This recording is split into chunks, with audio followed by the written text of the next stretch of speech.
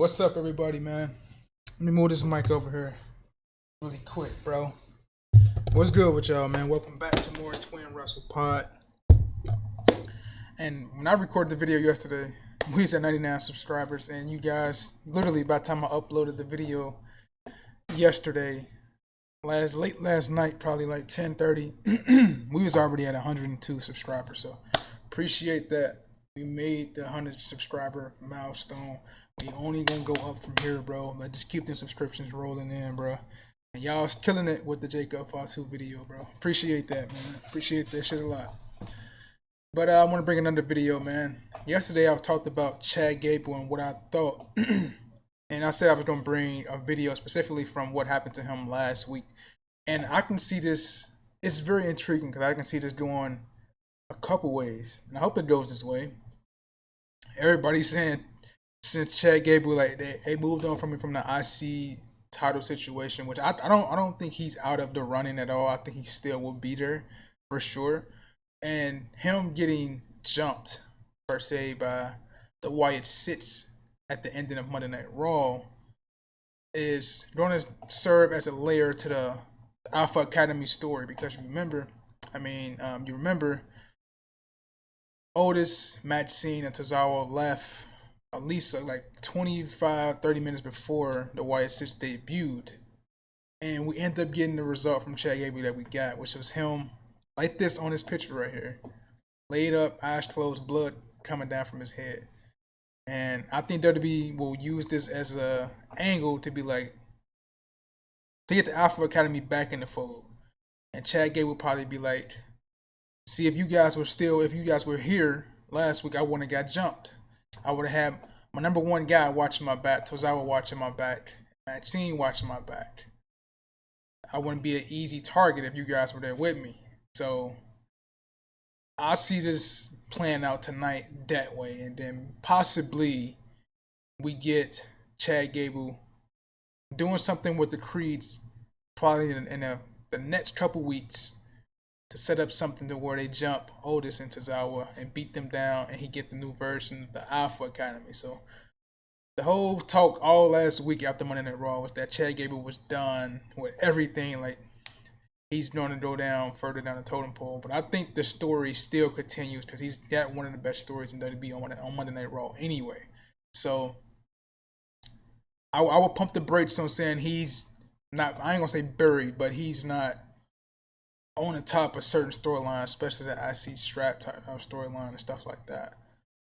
Triple H got a plan for Chad Gable, and his plan is working in fruition. He just in a puppeteer right now, moving the strings, so to speak. But I think the Alpha Academy and Chad Gable was going to address that Wyatt Sits attack from last week. So I'm interested in that, man. So I would encourage people to pump the brakes on Chad Gable is buried type of deal. But we're going to transition to that, and we're going to talk about Monday Night Raw and do our usual preview show. So let's get into the preview show, shall we? I'm going to increase this a little more so you guys can see it. Bring this down some. Alright, let's scroll down. Scroll down. And these are the listed matches we have for tonight's show. Money in the Bank qualifying match, we got Braun Strowman, Chad Gable, and Bit Bronson Reed.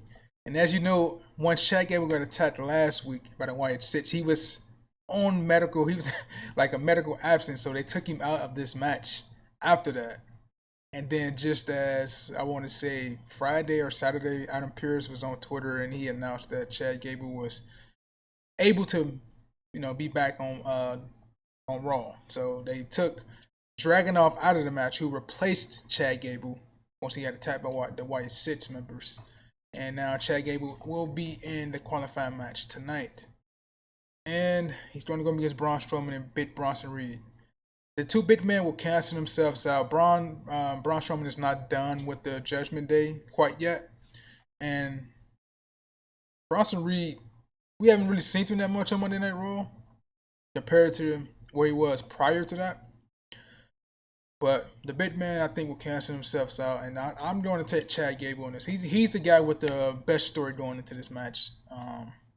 And if it's going a certain way, Triple H can have Chad Gable in the Money in the Bank, can possibly win Money in the Bank and cash in on the IC Championship.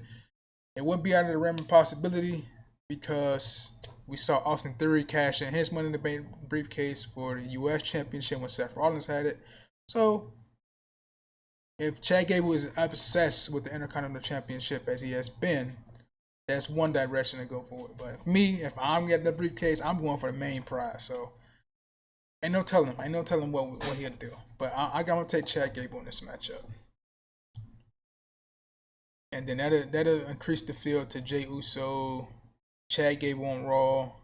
There's only two so far who will have qualified for the Money in the Bank. And on SmackDown we got Carmelo, Andrade, and I think the next match is this Friday. Alright, so we have Shayna Baszler live with Valkyria and Kairi Sane in another qualifying match. This one is very simple. We know who's going over here. We got to take Lyra Valkyria. She's the one they're pushing. It's unfortunate because I would love to see Kairi Sane in this match for sure. But the route that Triple H is doing with this is all like a new blood type.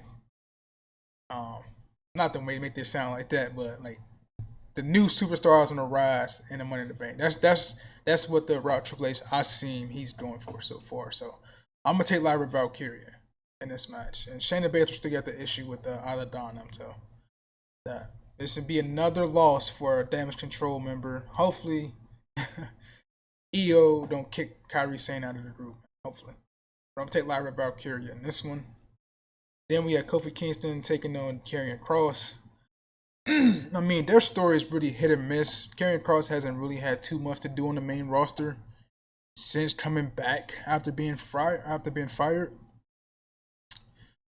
I thought they was gonna go somewhere with him when he attacked Drew McIntyre on SmackDown and all that shit, but he just ain't gone nowhere. That storyline was not good as it could have been.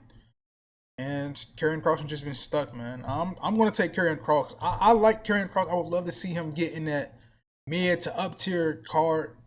You know what I'm saying? World Heavyweight Championship picture, IC picture. Like let's get something behind Karrion Kross, bro. Come on, World Heavyweight Championship is there. It's not the WWE Championship, so meaning you can get more people who you can believe will become those champs, like Karrion Kross or like Jey Uso and shit like that, man. Let's get Karrion Kross on a roll and just, you know, put some stock behind him, bro. So I'm gonna take Karrion Kross in that. I hope Kofi do not beat him, cause if he does, then where the fuck do we go from here? You know what I'm saying? So I'm taking Karrion Kross in that. And our next match we have Braun Breaker versus Ludwig Kaiser. I would say, how could you not go with Braun Breaker here? But what happened last week with Sheamus versus Braun Breaker and Ludwig Kaiser coming out there and costing Sheamus the match, even though Sheamus won by DQ. I would possibly say that we'll see the same type of finish tonight with Sheamus costing Ludwig Kaiser the match and Kaiser picking it up and over Braun Breaker in the DQ. So I can see that, but I'm gonna take Braun Breaker, bro. Braun Breaker he's everything you want in the WWE superstar, man. So I'm taking Braun Breaker in that one. And we have the WWE Women's Tag Team Championship match with Ivory Fire and Isla Dawn taking on the former champs Kaden Carter and Katana Chance. This is an unfortunate match because Kaden Carter and Katana Chance are the only legit tag team in the women's division. Now Ivory Fire and Isla Dawn are starting to get up and start getting play in there, and rightfully so, because we watched their match at Clash of the Castle. Ivory Fire, she was pulling out some shit in that match that was phenomenal. So I would love to see these four women get more play and be featured on the Money in the Bank, man. Like, don't feature it on fucking Monday Night Raw. Just feature the Money in the Bank, man, where they can pull off have time to pull up moves and shit like that, man. On Monday Night Raw, it's a 3-hour format. Not sure they're gonna be able to pull off as much as they don't get the time frame for. So it's unfortunate, but Isla Dawn and Ivory Fire are not losing the championships at all. They're gonna carry them into Money in the Bank and beat probably Shayna and Zoe Stark. So Ivory Fire and them starting to pick up the win here. This just serves for them to get a win, a title defense in. That's all this serves for.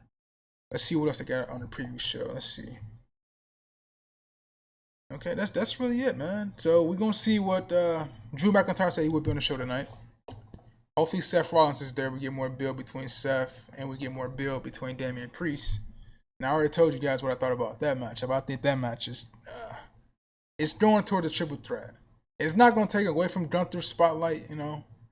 And a one-on-one match with two heels is not the best way to go because the crowd just don't know who to cheer. I'm personally will take a triple threat match. That way Seth can eat the pin. He don't lose anything from the pin. You save face with Damian Priest for losing the championship. And he possibly got a stake in a rematch further down the line. So it helps all three guys if Gunther wins the championship at SummerSlam.